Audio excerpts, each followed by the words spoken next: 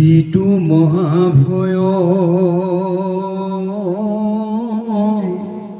তাৰণটা নাহিকে কৃষ্ণ বিনে কুজন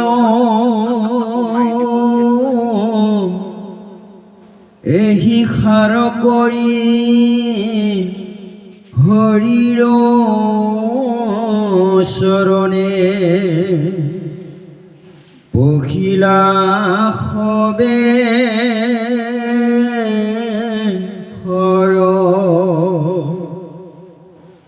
ৰাম সকলো দেৱতা কীৰ্তনজলি হুয়া কৰিবে লাগিল স্তুতি তাহি তাহি কৃষ্ণ অৰিষ্ট মদন তাৰিৰো ঘূৰ দুৰ্গতি যিটো অন্তকক বমা দিয়ামি ভৰে কাম পুতৰ তৰি হেন কালে যাৰ নাম মাত শুনি দূৰ কপলাই লৰি ৰাম কালৰ ঈশ্বৰ হেন মহেশ্বৰ হৰণ দিৰুৱা মাক ঘূৰ বিতেহেৰা জগত গিলয় ৰাখা প্ৰভু দেৱ তাক যিটো জন লাভে সদায় সন্তুষ্ট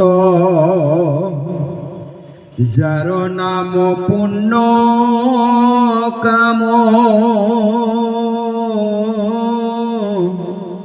কিঞ্চিতে কুটভূ নাহি অহংকাৰ সৰ্বক্ষণে উপশাম হেন ঈশ্বৰক তেজি মুখজনে ভজে আন দেৱতাক কুকুৰৰ লাঞ্জে ধৰি যে নমোহে খুজে সিন্ধু তৰিবাক জয় কৃষ্ণ। মহাসংকটত দেৱতাসকলৰ শুভবুদ্ধি উদয় হৈছে। ইমান দিনে তেওঁলোকে ভাবিছিল যে আমাৰ সমান শক্তিমন্ত এই জগতত আৰু কোনো নাই, কিন্তু এই মহাসংকটত তেওঁলোকে এতিয়া চিন্তা কৰিছে যে আমাতকৈ দুৰ্বল এই জগতত আৰু কোনো নাই। অহংকাৰী সত্তাবিলাক কেনেকুৱা এক ৰূপ পাই যায় চিন্তা কৰি চাওকচোন। কংসই লোককে দেখুৱাইহে মহাবলমন্ত শক্তিমন্ত বুলি বীৰ দৰ্পে কৈ আছে, কিন্তু যি মুহূৰ্ততে আকাশবাণী হ'ল যে দৈৱকীৰ গৰ্ভত জন্ম হ'ব লগা অষ্টম সন্তানৰ হাততে কংসৰ মৃত্যু হ'ব, তোৰ মৃত্যু হ'ব, সেইদিনাখনৰ পৰাই আটাইতকৈ বেছি ভীৰুজন হৈছে, ভয়াতুৰজন হৈছে কংস। প্ৰাণৰ মমতাত এতিয়া সেই কংসই ভাবিব পৰা নাই যে মই কেনেকৈ ৰক্ষা কৰিম, কিন্তু ভাবিছে এটাকেই তেওঁ শত্ৰু দেখিছে। মোক মাৰিবৰ কাৰণে যিজন আহি তেওঁক মাৰিলেই হ'ল। কিন্তু তেওঁৰ পৰিৱৰ্তে আৰু কাল ৰূপে কোনজন বা আগে পিছে আহে, হয়নে নহয় বাৰু? আমি খোজে প্ৰতি কিমান দুখত পৰি আছো। এজন অপৰাধীৰ নামত যদি 100টা গোচৰ চলি থাকে, 100টা গোচৰৰ ভিতৰত 99টা গোচৰত তেওঁ গোচৰমুক্ত হৈ গ'ল, ক'ব লগা নাই। কিন্তু এটা গোচৰত তেওঁ প্ৰাণদণ্ড হ'ল। 99টা গোচৰত মুক্তি লাভ কৰাৰ কি লাভ হ'ল?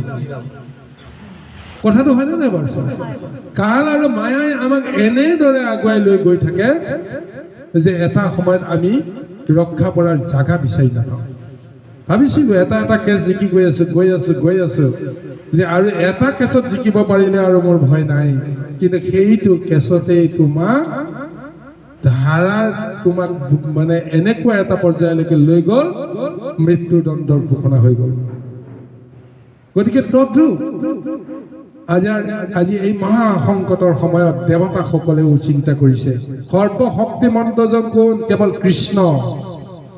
এতিয়া এই কৃষ্ণ স্তুতিতে কৈছে যে বৃত্তখুৰৰ মহাগ্ৰাসৰ পৰা ৰক্ষা কৰাৰ আৰু আমাৰ বিকল্প কোনো ব্যৱস্থা নাই। হে প্ৰভু, তুমি আমাক ৰক্ষা কৰা। তোমাৰ কি গুণ? তুমি কেনেকৈ আমাৰ ৰক্ষা কৰিব পৰা শক্তি লাভ কৰি আছা? এই দৰ্শনটো এতিয়া দেৱতাসকলে পাই আছে কাৰণে এতিয়া ক'বলৈ তেওঁলোকে কুণ্ঠাবোধ কৰা নাই। তেওঁলোকে কৈছে, যিটো অন্তকক ব্ৰহ্মা আদি আমি ভয়ে কামভূ তৰতৰি, হেন কালে যাৰ নাম শুনি মাত্ৰ দূৰক পলাই লৰি। তুমি কালৰো কাল, মহাকাল, সৃষ্টিকৰ্তা ব্ৰহ্মাকে আদি কৰি ৰুদ্ৰকে আদি কৰি সমস্ত দেৱগণেই যাৰ ভয়ত আমি কম্পমান। তোমাৰ নাম শুনাৰ লগে লগে সমস্ত পলাই পত্তং দিব লগা হয়। গতিকে সেইকাৰণে আমি তোমাৰ নাম ল'ব লগা হৈছোঁ।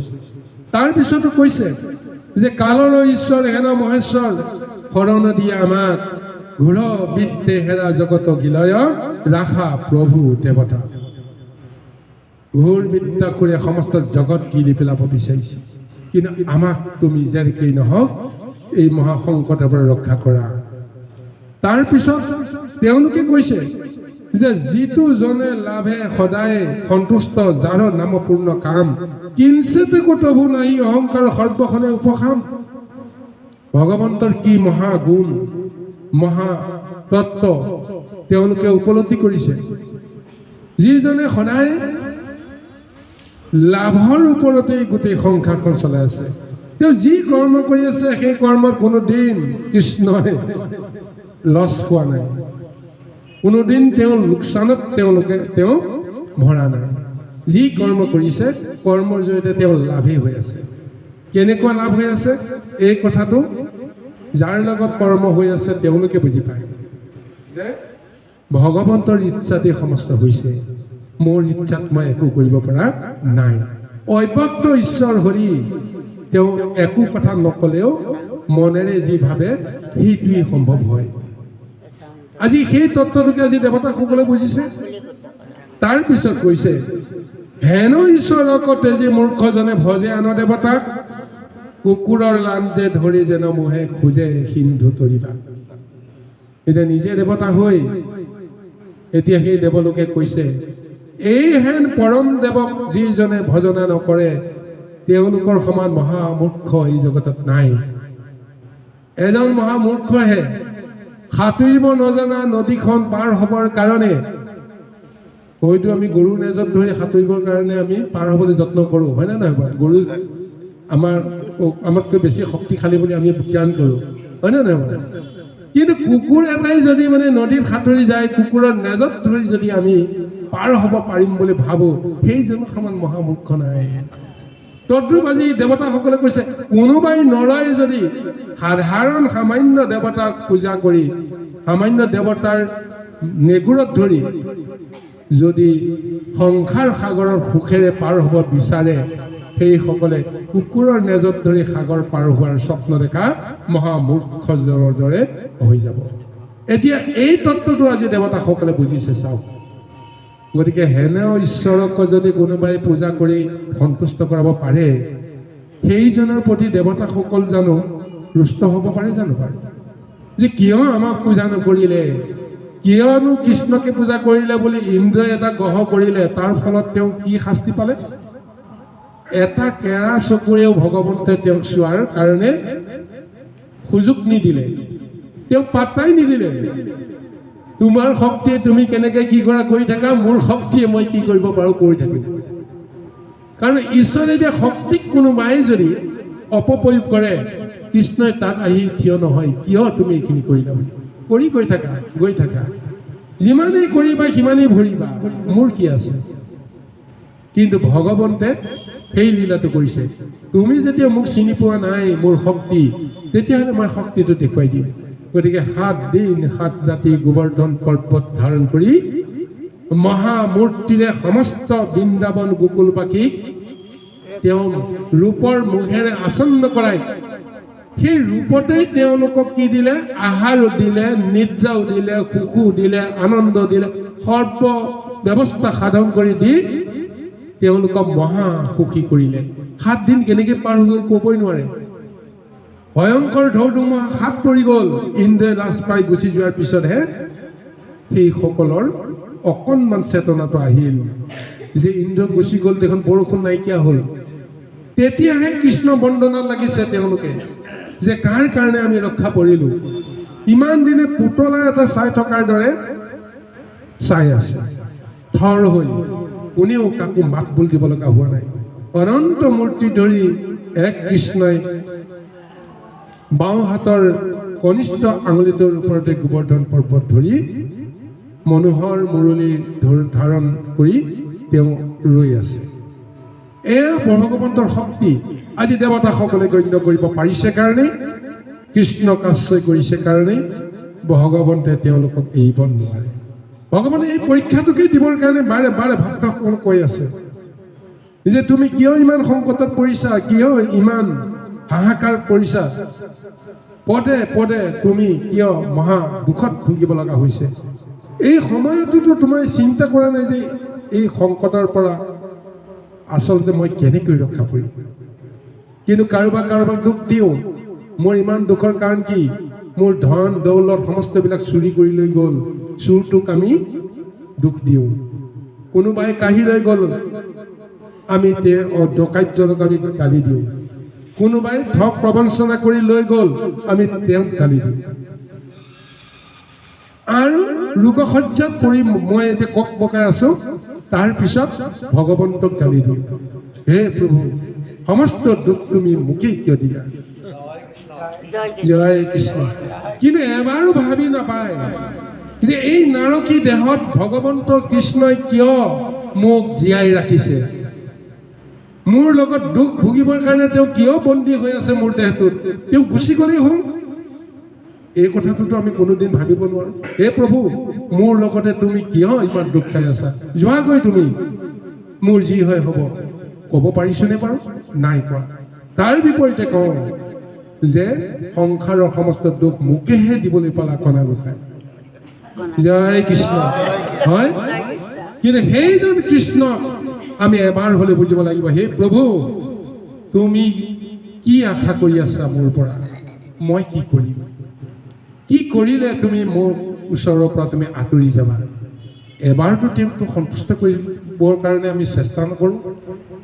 গতিকে আজি এই মহাসংকটৰ সময়ত দেৱতাসকলে যিটো কৃষ্ণক চিন্তা কৰিব পাৰিছে, আমি সেই মহাসংকটৰ সময়ত সেইজনকে শুদ্ধ ৰূপত চিন্তা কৰিবৰ কাৰণে আমি অন্তত জ্ঞান আৰু ধ্যানটো ল'ব পাৰিব লাগিব। তেতিয়া ভগৱন্তই কেতিয়াও সহায় নকৰোঁ বুলি ৰৈ নাথাকে। কাৰণ ভগৱন্তৰ লগতে ৰৈ আছে যে মই আছোঁ, তুমি চিন্তা নকৰিবা, কিন্তু তুমি মোক এবাৰ হ'লেও কোৱাচোন যে মই তোমাক যে সহায় কৰিব লাগে, তুমি এবাৰ হ'লেও তুমি মোৰ ৰূপটো চোৱা, মই যে তোমাৰ লগতে আছোঁ। কিন্তু আমি সেইকণ কৰিব নোৱাৰাৰ দুখত আমি এতিয়া অবাবতে গোটেই জীৱন শক্তি নষ্ট কৰি পেলাইছোঁ। এতিয়া দেৱতাসকল আজি কৃষ্ণৰ কৃপা প্ৰাৰ্থী হৈছে। গতিকে এইকাৰণে কৈছে শুভ বুদ্ধি উদয় হোৱা মানে আমি দেৱতাৰ আশীষ পোৱা। দেৱতাহে আমাৰ সৰ্বকৰ্ম সাধনত তেওঁলোকে আমাক সহায় কৰে। ভগৱন্তে সেইকাৰণে দেৱতাসকলক ৰাখি থৈছে যে যিবোৰ কৰ্ম মই কৰিব নোৱাৰোঁ নিজে, কাৰণ মই অব্যক্ত, মই নিৰাকাৰ, মোৰ জন্মও নাই, মোৰ মৃত্যুও নাই, মই কেনেকৈ জীৱকুলক সহায় কৰিম? গতিকে দেৱশক্তিৰ ৰূপতে মই জীৱকুলক সহায় কৰিব লাগিব। গতিকে এইটো নশ্বৰ দেহত সেইকাৰণে ৩৩ কোটি দেৱতা অৱস্থান দিছে। প্ৰত্যেকটো অংগতে একোজন দেৱতাক সাক্ষী কৰি থৈ দিছে যে এইটো অংগত তুমি ৰক্ষা কৰিব লাগিব, তুমি শক্তি প্ৰদান কৰিব লাগিব। মুখত দিছে ব্ৰহ্মাক, হস্তত দিছে ইন্দ্ৰক, পদত প্ৰভু ভগৱন্ত নিজেই আছে, হয়নে নহয় বাৰু? চকুত দিছে আদিত্যক। ঠিক তেনেকে প্ৰতিটো অংগতেই একোজন দেৱতাক সাক্ষী কৰি থৈছে। যেতিয়াই বিচাৰে তেতিয়াই তোমালোকে মোৰ কৰ্ম কৰি তেওঁলোকক ৰক্ষা কৰিবা। কিন্তু আমিতো নিবিচাৰোঁ, আমাৰ দুখটো হৈছে সেইখিনিতে। আহক এতিয়া প্ৰভু ভগৱন্তকনো কেনেকৈ সন্তুষ্ট কৰে দেৱতাসকলে, তেওঁলোকৰ মহাস্তুতিত ভগৱন্ত তেওঁলোকৰ ওচৰত আহে নে নাহে? জয়